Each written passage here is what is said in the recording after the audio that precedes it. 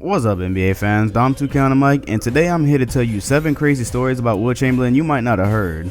In between the other videos I've been doing for the last month, I've been working on Wilt's case for GOAT, and if you haven't seen the one I did for Kareem, you can check that out here.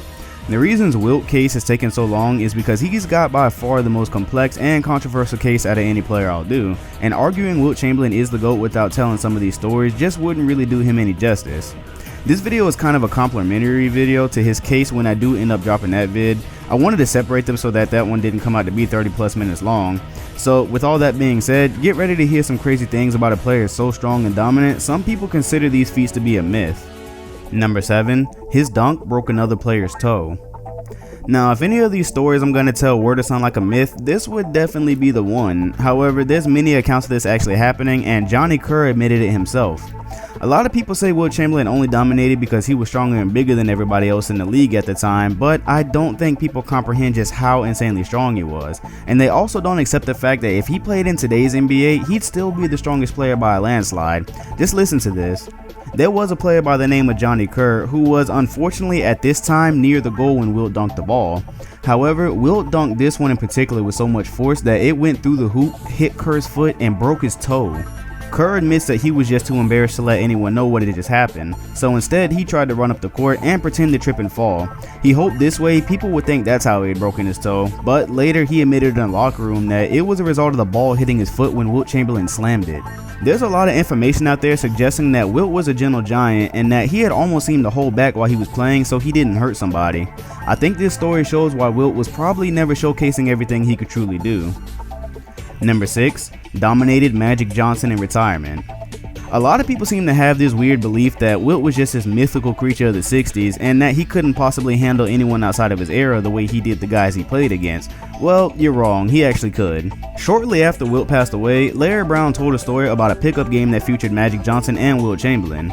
Now, right away, this sounds like something out of an NBA fan's dream. However, it actually happened because in the off seasons, Magic used to run pickup games at UCLA. As the game progressed, the story goes that Magic called a couple petty fouls on Chamberlain and some goaltending violations. This pissed Chamberlain off, who apparently said, quote, "There will be no more layups in this gym." Making a statement like that with Magic Johnson on the court probably isn't the smartest thing to do. No, that is unless you're Wilt Chamberlain. Larry Brown witnessed this and said that Wilt proceeded to block every layup attempt by Magic Johnson for the rest of the game. Not even one of them got to the rim, said Larry. Now, mind you, this game was in the 80s. Wilt was already retired and in his mid-40s by this time, yet here he was casually swatting layup attempts from a prime Magic Johnson on a basketball court. And if you're thinking to yourself, oh, it was just a pickup game, Magic wasn't trying, I suggest you go do yourself a favor and learn something about Magic, because there is no such thing as just a pickup game when it comes to him. Number 5. He didn't sit out once in an entire season. Of all the superhuman feats Wilt has accomplished in his career, this might be the most impressive. Aside from how insanely strong he was, he also had better conditioning than most players in history, and perhaps even all of them. In the 61-62 season, not only was Wilt averaging 50 points and 25 rebounds, he was playing a mind-boggling 48.5 minutes a game. How's it possible when there's only 48 minutes a game in the regular season anyways? Well, he played in 7 games that went to overtime that year, so that accounts for the extra half a minute. But check this out. Wilt only missed 8 minutes of that entire season. He literally almost played every minute of every game.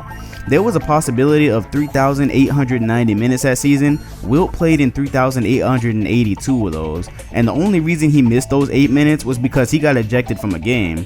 Just to put that into perspective, the most minutes played by a player in this previous season was James Harden at a solid 3,125 minutes. That's about 700 less than Wilt Chamberlain played that season. This is just another testament to what a freak of nature Chamberlain was. You can talk about what kind of advantage he had all day over other players, but you can't fake stamina or conditioning in any sport.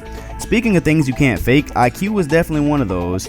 A stat I feel I should throw in with this feat to show how smart Wilt was is that he never once fouled out of a game in his entire career.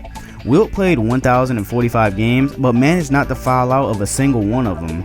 This is a stat you can't just attribute to him being big and strong, cause it takes IQ to play defense without fouling. As a 7-footer that plays in the paint, you pretty much think that it's inevitable that it happened at least one time with the guys posting you up, driving into the paint, but it never did.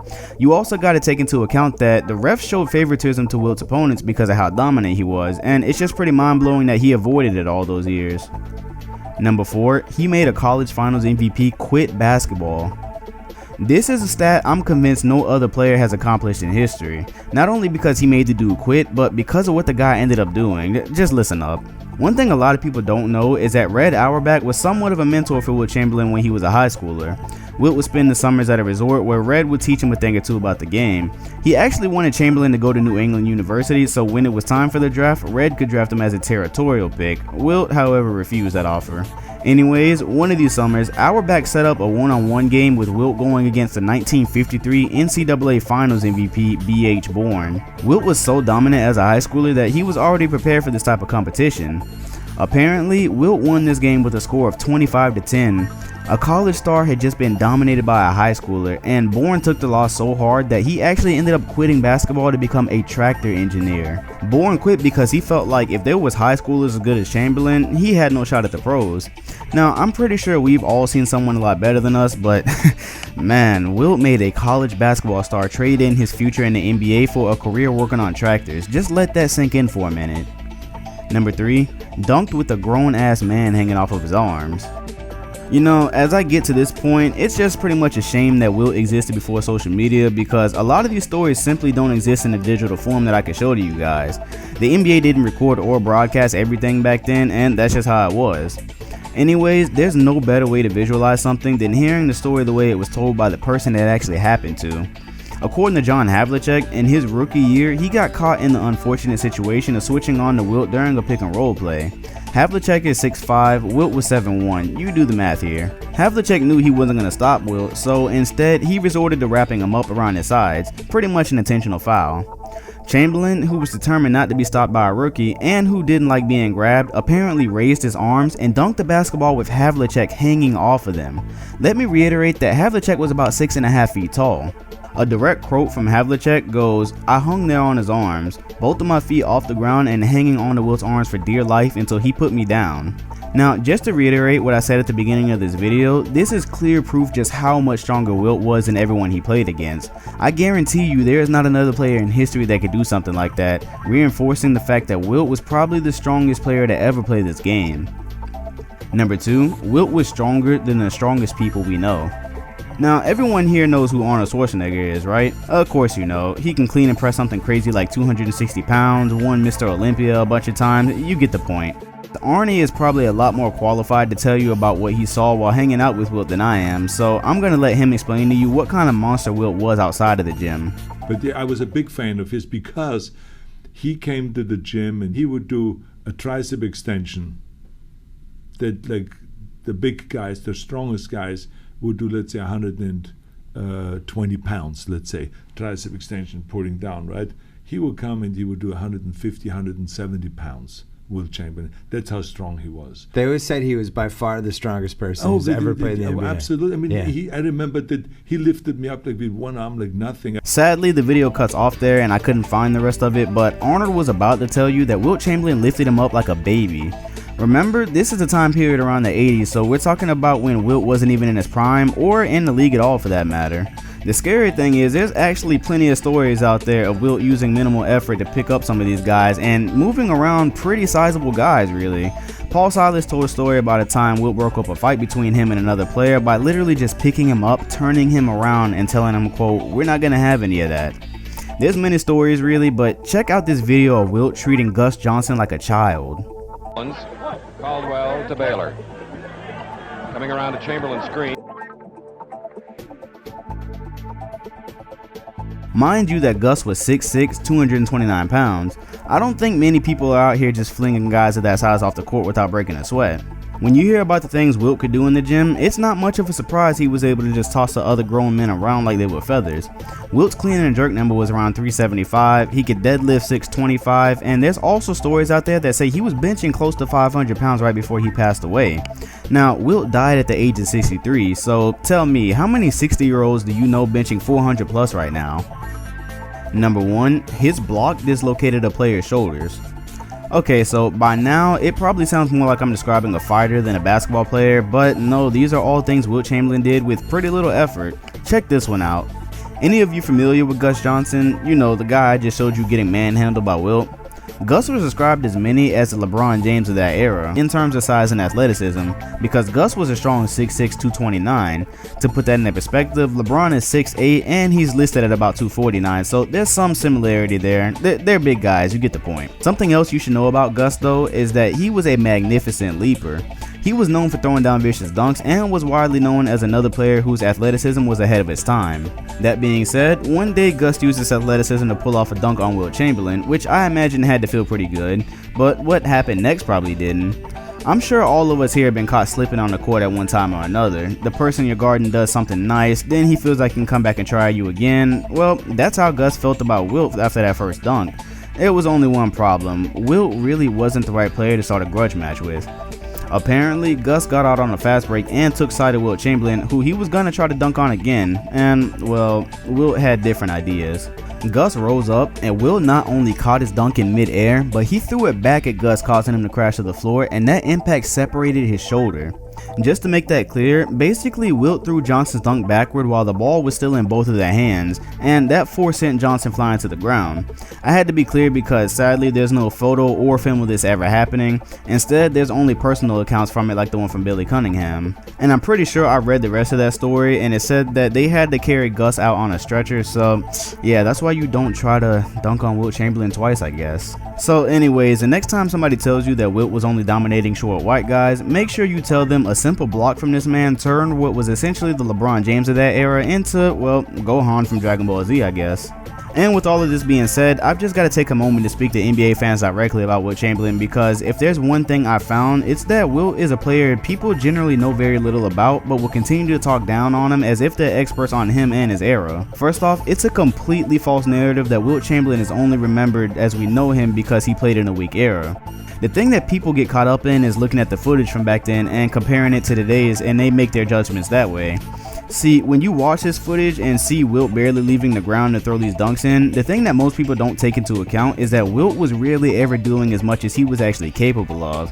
He barely jumps here, but Wilt has said himself that in his prime, his vertical was more than Jordan's 48-inch leap. Combine that with the fact that Chamberlain's standing reach was over 9 feet long, and it's absolutely ludicrous to think that Wilt couldn't play in any era.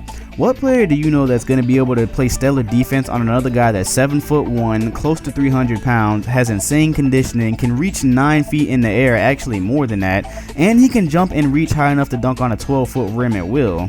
And actually, I think I left that part out. Yeah, see, when Wilt was in college, during practices, he used to dunk on 12-foot rims at Kansas, and there's even accounts from his teammate Sonny Hill of him touching the top of the backboard, which was known to be 13 feet high. My point with all of this is not to make you love Wilt, it's not to make you think he could average 50 in today's game, but it's to educate you so you don't go around and tell somebody some dumb shit like what you see on your screen. Saying this kind of stuff literally only proves that you've never taken the time to look over Wilt's career and really just try to listen to stories from people who actually played with him. We're not that far removed, people have talked about him on camera. Look, it's true that there were definitely more shots taken back then, so naturally his points per game were pretty high.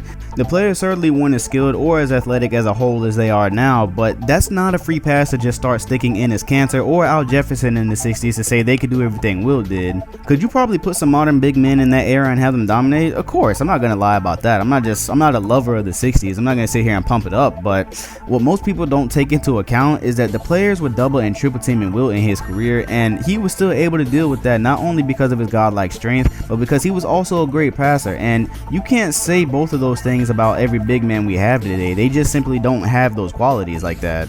In today's league, no, we're not going to see Wilt Chamberlain scoring 60 every night. I highly doubt that. But would you see Wilt was the best center in the league in almost any era? You know, I really think the only time they would be an argument is with Shaq's era, but we'll start talking about that in his actual case for GOAT when I get to that video. I think mostly what I'm trying to get at here is that there's just a lot of misinformation floating around about Wilt amongst NBA fans. Most people don't know his strength, they don't know his stamina, most people just don't know what was very likely the strongest man on the planet at the time, or at least pretty close. The fact that he happened to be a basketball star was simply a twist of fate.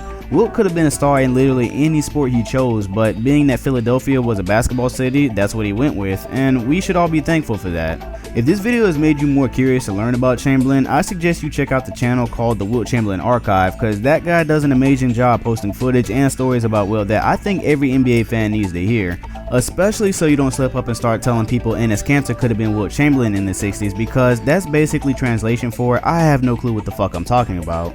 Now, if you'll excuse me, I think I'm gonna go get this picture printed on a shirt or something. I'm Dom2K, and I hope you learned something new today about a player we'll likely never see anything close to again.